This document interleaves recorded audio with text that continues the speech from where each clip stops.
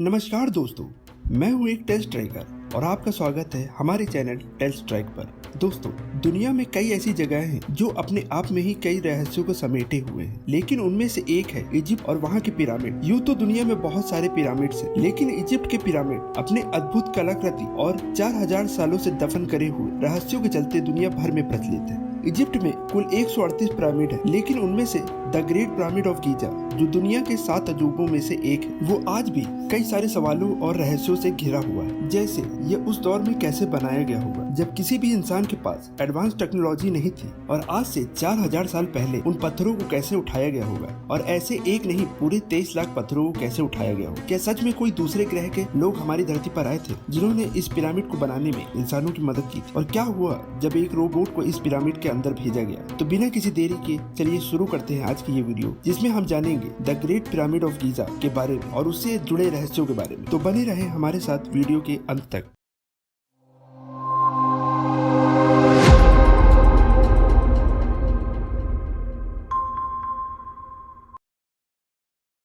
The great pyramid of Giza 2560 ईसा पूर्व में बनाया गया था। इसे कुफू पिरामिड के नाम से भी जाना जाता है। इस पिरामिड को प्राचीन इजिप्ट के राजा कुफू के शव के संरक्षण के लिए बनाया गया था। The great pyramid of Giza की ऊंचाई करीब 480 फीट है। वहीं इस पिरामिड का जो नीचे का भाग है वो 13 एकड़ में फैला हुआ है, जो लगभग 16 फुटबॉल मैदानों के जितना बड़ा है। इस पिरामिड को बनाने में 23 लाख पत्थर ब्लॉक्स का इस्तेमाल किया गया था, जिनमें से हर एक ब्लॉक का वजन 20,000 किलोग्राम से लेकर 60,000 किलोग्राम तक है। कुछ थ्योरीज के मुताबिक ऐसा मानना है कि इन पत्थरों को एक एक कर उठाकर एक के ऊपर एक रखा गया था, और इन पत्थरों में लाइमस्टोन और ग्रेनाइट पत्थर शामिल है। यहाँ पर सवाल यह आता है कि इन पत्थरों को एक एक करके कैसे उठाया गया होगा बिना किसी एडवांस टेक्नोलॉजी के, और इन पत्थरों को केवल उठाया ही नहीं बल्कि उन्हें एक एक करके आकार भी दिया गया। इसमें सबसे हैरानी की बात तो यह है कि आज के हमारे इस समय में भी किसी क्रेन या लिफ्टिंग मशीन से अधिकतम वजन 20,000 किलो तक ही उठाया जा सकता है। तो आज से करीब 4000 साल पहले इन पत्थरों को कैसे उठाया गया होगा और इन्हें आकार कैसे दिया गया होगा? इजिप्ट के लोग के पास उस समय कोई एडवांस टेक्नोलॉजी थी जो हमारे इस वर्तमान समय में विलुप्त हो गई। यह बात आज भी एक रहस्य है जो कि वैज्ञानिकों और शोधकर्ताओं को चैन से सोने नहीं देती। पिरामिड किस लिए बनाए गए थे? यह बात तो हम लगभग सभी जानते हैं कि पिरामिड को राजा और रानी के शव के संरक्षण के लिए बनाया गया, पर पिरामिड कैसे बनाए गए थे यह बात आज भी एक रहस्य है।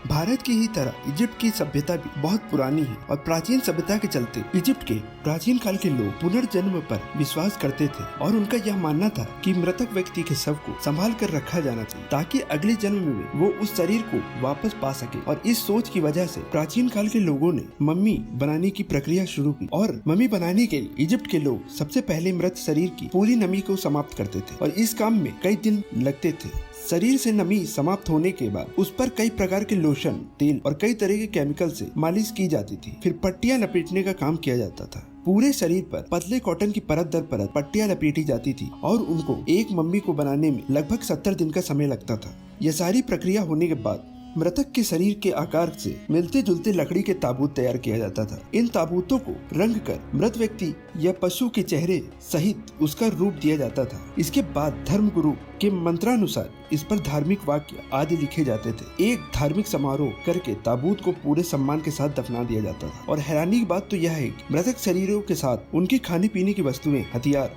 और यहाँ तक उनके सेवक और सेवकाओं को भी उन्हीं के साथ दफना दिया जाता था। The great pyramid of Giza के अंदर जगह जगह बहुत सारी टनल्स और चैम्बर्स बनाई गई हैं। इजिप्ट के पिरामिड पर शोध करने वाले डॉक्टर एंड्रू कॉलिंस के मुताबिक गीजा के विशाल पिरामिड के नीचे सुरंगों, गुफाओं और मानव द्वारा बने कमरों का जंजाल फैला हुआ है। इसके नीचे एक पूरी रहस्यमय दुनिया है। डॉक्टर कॉलिंस ने पिरामिडों के नीचे रहस्यमय दुनिया की अपनी थ्योरी पर एक किताब बेनेथ द पिरामिड्स भी लिखी है। कॉलिंस ने बताया है कि पिरामिडों के नीचे के रहस्यों को जानना इतना भी आसान नहीं है, क्योंकि इन्हें बेहद गुप्त रूप से बनाया गया है। डॉक्टर कॉलिंस को इनके बारे में तब पता चला जब उन्होंने चट्टान के बीच में एक दरार की पड़ताल करनी शुरू की, जिसके बाद उन्हें पता चला कि वह एक विशाल गुफा में जाकर खुलती है। गीजा के ग्रेट पिरामिड में कुल कितने तहखाने हैं इसके बारे में तो कोई नहीं जानता, लेकिन अभी तक के शोध के मुताबिक इसमें 3 तहखाने मिले हैं: आधार तहखाना, राजा का तहखाना और रानी का तहखाना। लेकिन हैरान करने वाली बात तो यह है कि राजा के तहखाने में न तो राजा की मम्मी मिली है और न ही रानी के तहखाने में रानी की मम्मी, जबकि इस पिरामिड को राजा और रानी के शव के संरक्षण के लिए ही बनाया गया था। और इससे यह आशंका प्रकट होती है कि राजा और रानी के शवों को कहीं और सुरक्षित रखा गया है, जिसकी तलाश अभी तक नहीं हो पाई है। और क्या आप जानते हैं, इन पिरामिडों को ऐसी जगह पर बनाया गया था कि इन्हें इजराइल के पहाड़ों से भी देखा जा सकता है। और ऐसा कहा जाता है कि इजिप्ट के ये पिरामिड चांद से भी दिखाई देते हैं। और इस पिरामिड को बनाने से जुड़ी एक और थ्योरी है, जिसे जानकर आप लोगों को यकीन नहीं होगा कि यह पिरामिड एलियंस ने बनाए हैं और यह पिरामिड एलियंस का पावर प्लांट रहा होगा। और ओरायन कॉन्स्टेलेशन थ्योरी कहती है कि अगर आप रात के समय इस पिरामिड को देखेंगे तो यह एक तारों के समूह यानी नक्षत्र के साथ अलाइन करता है।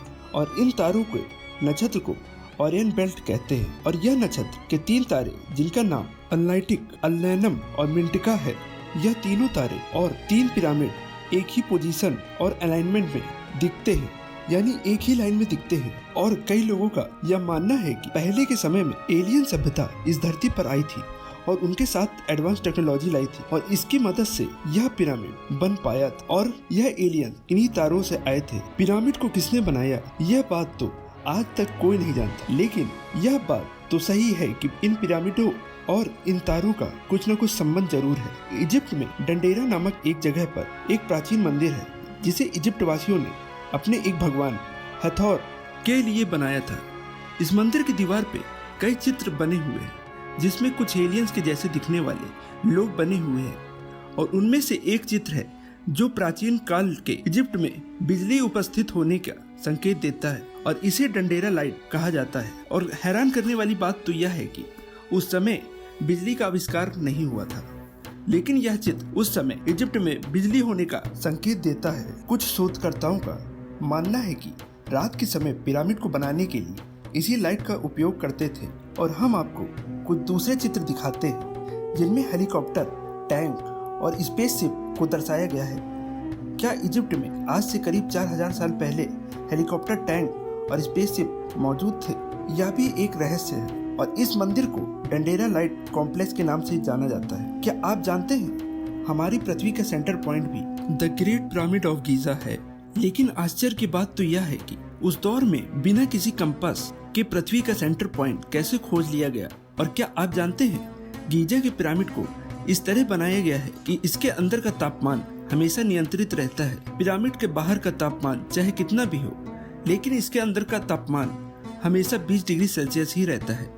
इसके अलावा ये पिरामिड किसी भी तरह के भूकंप को झेल सकता है। और लोगों का ये मानना है कि पिरामिड के अंदर जितनी भी गुफाएं हैं वो हवा के आदान प्रदान के लिए बनाई गई हैं। लेकिन बाद में इसको देखते हुए वैज्ञानिकों और शोधकर्ताओं के द्वारा पिरामिड पर एक एक्सरे किया गया और उस एक्सरे में यह पता चला कि यह सुरंगें एक खास तरह के चैम्बर में जाती है। लोग और रिसर्च टीम इस सीक्रेट चैम्बर के राज को हर हाल में जानना चाहते। कुछ दिनों बाद रिसर्च टीम के द्वारा एक खास तरह का रोबोट तैयार किया गया, जिसमें एक ड्रिल मशीन और कैमरा भी लगा। जब ये रोबोटिक कैमरे को कुछ दूर भेजा गया तो कैमरा आगे चलकर रुक गया, क्योंकि उसके सामने एक बड़ा पत्थर का ब्लॉक लगा हुआ था, जिसके ऊपर एक मेटल का हैंडल लगा। और पत्थर के ब्लॉक के उस पार का राज अभी भी राज था। वैज्ञानिकों और शोधकर्ताओं की टीम इजिप्शियन गवर्नमेंट से परमिशन लेकर पत्थर के ब्लॉक में बारीक होल कर दिया। और जैसे ही कैमरे को अंदर भेजा गया, वह कैम सिर्फ एक ही पिक्चर ले पाया, जो कुछ ऐसी थी जैसा आप स्क्रीन पर देख पा रहे हैं। और इसके बाद ही कैमरा रहस्यमय तरीके से बंद हो गया, जिसके बाद इजिप्शियन गवर्नमेंट ने इस घटना को देखते हुए कभी भी किसी भी रिसर्च टीम को the great pyramid of Giza के ऊपर रिसर्च करने की परमिशन नहीं दी और ये राज ही रह गया। तो दोस्तों, मैं उम्मीद करता हूँ आपको मेरे साथ इस वीडियो में मजा आया होगा। अगर आपको ये वीडियो अच्छी लगी तो इस वीडियो को लाइक करें, चैनल को सब्सक्राइब करें। मैं मिलता हूँ आपसे अगली वीडियो।